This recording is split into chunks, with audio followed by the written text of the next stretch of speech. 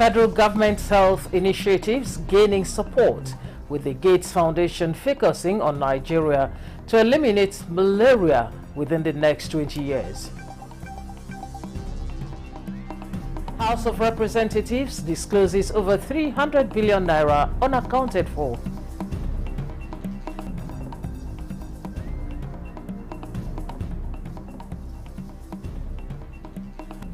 Experts call for stricter enforcement of building regulations, citing poor planning and illegal structures as causes of high casualties in Mokwa, Niger State.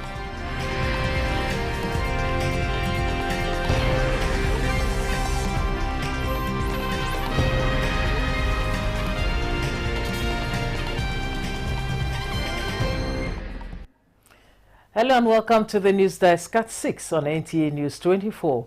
We are reaching you live from Abuja. I am Stella Inameti.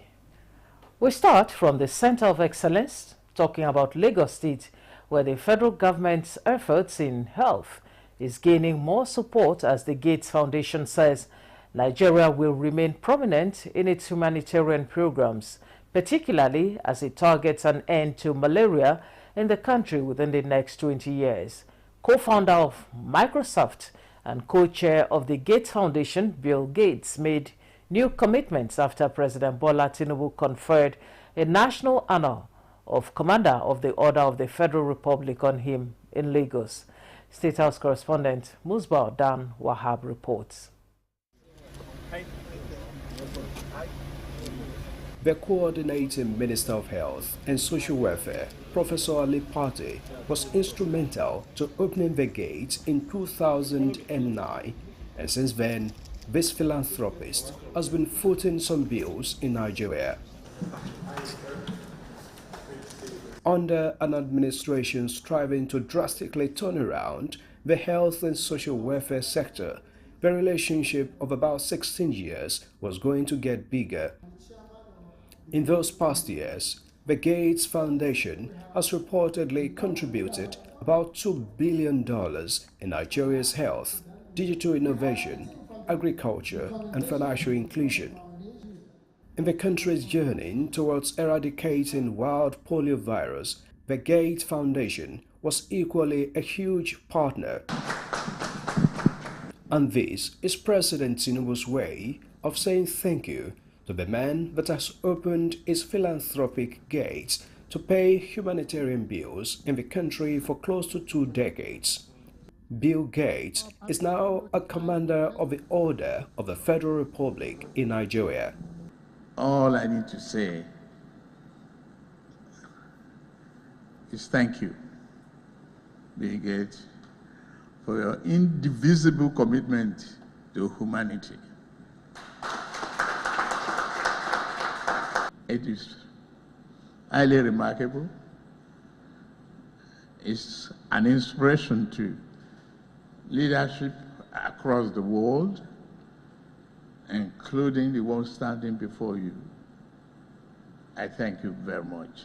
And even as he acknowledged dwindling resources in support of AIDS across the world, Gates is hoping to invest $200 billion more globally in various sectors in the next 20 years. In addition to health, he says digital innovation and capacity development of youth in Nigeria are part of his plan. I'm totally dedicated over the next 20 years to finishing the job, whether it's building up the data systems, getting the vaccines out to all the children, getting solutions for malnutrition that not only is responsible for a lot of deaths, but also cuts off the potential of the children who suffer from malnutrition. Some of our goals may seem very ambitious. For example, during the next 20 years, we do hope to completely eradicate malaria. And 20 years is very conservative, but we work very, very hard. I'm the malaria ambassador, and then both me and Bill were members of the Malaria Global Board. So we are working very, very hard, and I'm sure there will be, a headway where we'll achieve this less than 20 years. The President's leadership, his political commitment to really provide those resources. If all the state governors provide more resources to treat malaria, to provide the drugs, to provide bed nets, to do the campaigns, I think Nigeria will see a lot of progress. The government of President Tinubu says it will continue to leverage global and domestic partnerships in developing sectors of the economy. In Lagos, Musbau and Wahab, NTA News. The federal government has pledged robust communication and advocacy support for the upcoming nationwide measles rubella vaccination campaign scheduled for October 2025. This is from Minister of Information and National Orientation, Mohammed Idris, when he received the Center for Wellbeing and Integrated Nutrition Solutions in Abuja. Salihu Abdullahi Gwanara reports. Measles rubella is a contagious viral infection known by its distinctive red rash, low fever, and other symptoms. It is contagious from person to person and can be prevented by vaccine. This is to raise public awareness ahead of a health campaign on the life-saving importance of the measles rubella vaccine in Nigeria. A vaccine that is alive, live vaccine means that when it gets to our body, it stimulates immunity and you have a response. So when the disease affects you, you've already have something to protect you. It's a combination of two serious diseases. What could be more? You combine measles with rubella. The host reaffirmed his task to, among others, lead the way by providing the necessary tools for publicity to update Nigerians on reforms in the health sector while supporting efforts aimed to guarantee the safety of lives and property. One reason why you have children who are either born deaf or blind or have holes in the heart is because of this measles rubella. This is great education for us, and it is our responsibility as Ministry of Information and National Orientation, together with all the agencies, especially the National Orientation Agency, to work with you to get this message out to Nigerians. We have no choice but to do that because this is largely the primary responsibility of this ministry. That is not all. He emphasized the ministry's readiness to co-develop strategic messaging and support public education efforts nationwide. In Abuja, Salihu Abdullahi Gwanara, NTA News. From the National Assembly, the House of Representatives Committee on Public Accounts says more than 300 billion naira of public expenditure remains unaccounted for across 60 ministries, departments and agencies of government that have not yet aligned to establish financial management standards. Chairman of the committee, Bamidele Salam, disclosed this at a briefing ahead of a national conference on public accounts and fiscal governance expected to chart a new course for transparency and sustainable development. At the end of the conference, we'll have very significant reduction in violations of financial regulations and laws, as well as deepen our transparent system in public procurement and expenditure at all levels. There are quite a lot of gaps. But like I've said, we should also realize that there are movements towards closing those gaps. And one of the movements towards closing the gaps is in the area of reform. So regardless of what you say, there will never be anything again like a fuel subsidy scam in Nigeria. Because the source of that scam has been taken away. There is even no subsidy again. So when you close some of those gaps, you also achieve a certain degree of reducing the propensity of people to, do all manner of things untoward with public resources. The committee is advocating harmonization of national and subnational laws to integrate modern anti-corruption technologies in financial regulations and institute transparency and accountability as core national values.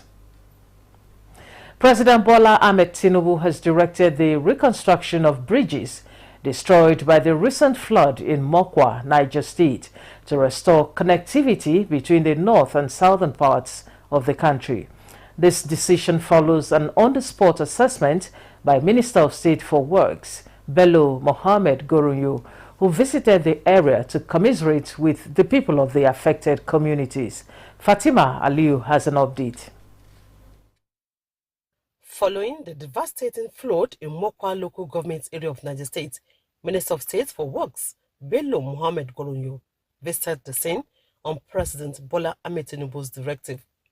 The flood destroyed bridges connecting the north and southern part of the country, causing hardship for motorists and disrupting transportation of goods. So we want the government to come here to come and build an erode bridge for us, put a bridge at that railway station, and put a bridge, a high bridge in this main road for us. My house was the first to be affected. We need help and the bridges to be repaired. The minister assessed the damage and assured that the federal government will reconstruct the bridges to restore access. This is a very important economic corridor. The renewed hope agenda under President Asiwaju Bola Ahmed Tinubu is try to see that we build the infrastructure so that our economic potentials can be unlocked. So we be rest assured, as soon as possible, we'll come with a design and rebuild the bridge so that people will have easy access and safer travels. Going further, the traditional institution, the local government authority, must act as a responsible government to ensure they enforce people to be mindful of disasters prompt areas. So therefore, I want to advise people that please, we should obey rules and regulations of urban planning. In the meantime, interim repairs are ongoing to mitigate economic impacts. Gorunyo also interacted with the flood survivors to identify areas of further intervention and paid a condolence visit to the Ndalili of Mokwa, Mohammed Shaba Aliyu. At the time of filing this report, the death toll has risen to 160, with more than 5,000 people displaced. Fatima Aliyu, NTA News. The devastating flood in Mokwa, Niger State, has so far left 160 people dead and 84 missing, with 267 houses destroyed, displacing hundreds of residents. This was revealed by guests on Good Morning Nigeria, who called for strict enforcement of building regulations, as they also blamed poor planning and illegal structures for the high casualties. Thomas Obetere reports. Over the years, Nigeria has witnessed a series of devastating flooding incidents, resulting in widespread property damage, loss of lives, injuries, and mass displacement. Despite numerous cases already recorded, the numbers continue to rise. Guests on Good Morning Nigeria stressed the importance of stopping the construction of buildings on waterways and flood-prone areas. When a thing is mentioned like floodplain, it means the plain belongs to flood. A riverbed, river valley, it belongs to the river. So please, if you intend to reside there, try to study the character of the river. If you want to withstand it, you want to carry the water problem, okay, but study it first and know what might happen when you reside there. We call it downscaling, sensitizing up to communities, families, individuals, telling them what actions they should take, what they should start doing. Now we have massive reconstruction of roads and drainages and expansion of these drainages to reduce or to take away completely the flooding, the flash flooding we have. Mokwa is also going through the same process. So the guests urge government, especially states, to implement all safety measures and to ensure strict supervision of structures. You put technology, innovation together with their local mitigating strategies we put together. That's what the communication risk, the second document. Now the third document is how to mitigation and an adaptation strategy. It was noted that both state authorities and residents must take flood forecast seriously. In Abuja, Thomas Obetere, NTA News. Meanwhile, the Minister of State for Agriculture and Food Security, Senator Aliyu Sabi Abdullahi, is appealing to well-meaning citizens and organizations to lend their support to the victims of the recent Mokwa flood in Niger State, which has claimed the lives of over 150 people. In a statement, the minister emphasized that the survivors of the disaster are enduring challenging times and require sympathy and assistance from all quarters. Senator Aliyu Sabi Abdullahi has also complimented the state government and the National Emergency Management Agency for providing food items to hundreds of families affected by the flash floods. He also expressed his gratitude to the federal government and President Bola Tinubu for his compassionate message and directives to relevant agencies to provide relief to the affected communities. He quotes, "There is evidence that these efforts are underway, and it is encouraging to know that those most severely impacted by the disaster are directly receiving support." End of quote. Additionally, the minister extended his heartfelt sympathy to Governor Mohammed Omar Bago, who, as the chief executive of Niger State, must shoulder the immense responsibility of navigating the aftermath and stabilizing the traumatized communities. You're watching the news desk at 6 on NTA News 24. We'll take a short break now. We'll be back with more reports.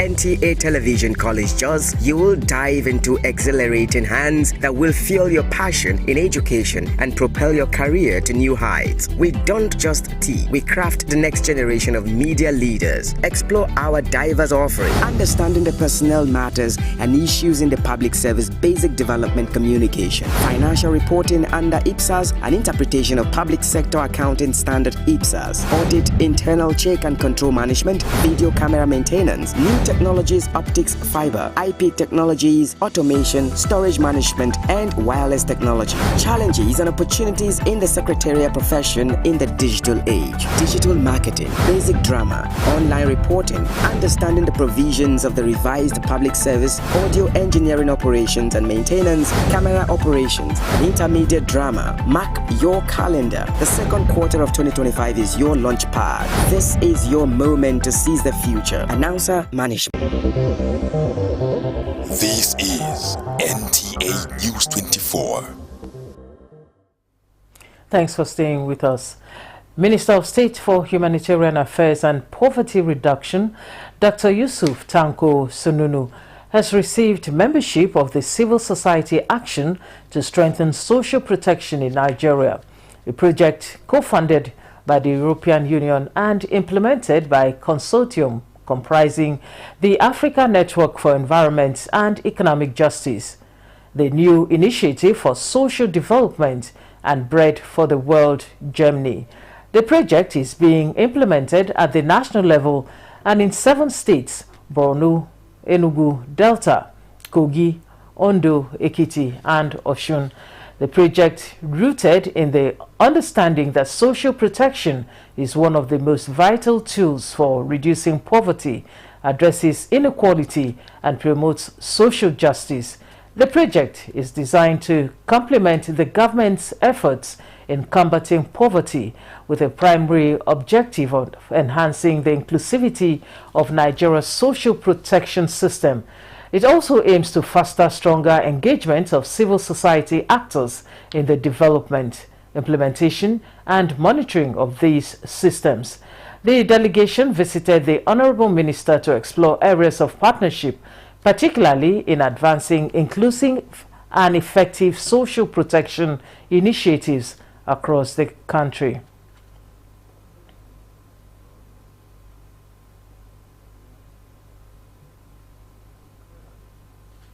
Now, following a protracted legal tussle over who is the substantive emir of Gwandu Emirate in Kebbi State, the Supreme Court has set aside verdicts delivered by the Kebbi State High Court and the Court of Appeal, as those courts lacked the jurisdiction to grant the victory they granted to deposed Emir Mustafa Jokolo in 2005. Upon his replacement as Emir of Gwandu Emirate by Muhammadu Bashir, Jokolo had sought redress, but the Apex Court in its judgment held that Jokolo failed to obtain a pre-trial permission from the Kebbi State government before instituting the case, and this thereby robbed the lower courts of jurisdiction to hear the matter. The Apex Court upheld the appeal of the Kebbi State government and that of Muhammadu Bashir, as the respondent failed to meet the condition precedent in the matter. Kogi branch of the Bank of Industry has been inaugurated by Governor Usman Ododo in Lokoja to attract investment and support entrepreneurial development in the state. Ajibola Christopher reports. The inauguration of the branch is in line with the administration's goal to attract investments and support entrepreneurial spirit of Kogi people. The governor notes that it will also increase the state industrialization and overall economic reliance. The governor reassures the management team of the bank that the people of Kogi State are resourceful and hungry for opportunity to grow, considering the abundant mineral resources. This office is more than a structure. It is a launch pad for the aspiration of our entrepreneurs and a strong push for our vision of a prosperous Kogi State. Managing Director, Bank of Industry Lokoja Branch, Mr. Olasopo Olusi, says the establishment of Kogi branch of the bank is an affirmation of the commitment to bring development closer to the people. With this loan, Kogi becomes the latest addition to our growing nationwide network of BOI offices, in line with our goal to ensure that every state in Nigeria has direct access to our services. The managing director commends the state government for the approval of a permanent site for the bank in Lokoja premises to continue to support the administration to succeed. Ajibola Christopher, NTA News. Now, the Leaving No One Behind session of the ongoing 2025 Global Platform on Disaster Risk Reduction in Geneva, Switzerland, advocates policy reviews that allows for inclusion at all levels. Participants also made a case for open data, open research, and community engagement, which is key to the successful implementation of the Sendai framework. Minia Daniels reports.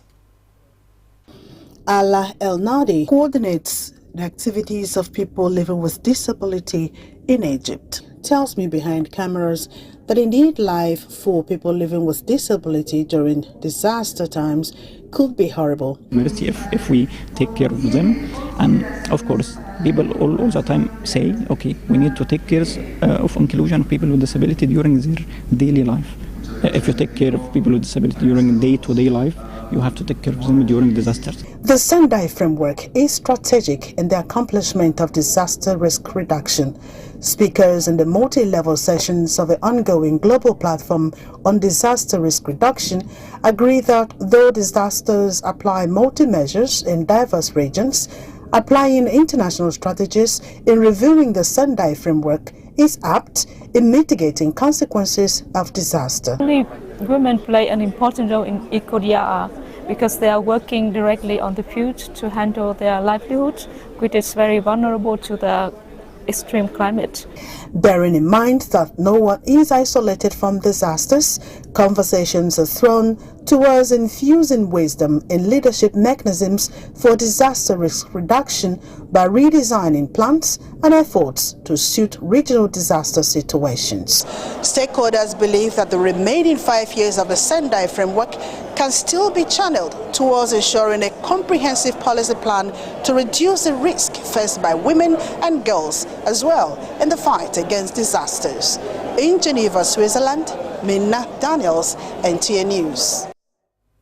Thank you, Mina. And that concludes the news desk at 6 on NTA News 24. Thanks for watching. I am Stella Inameti.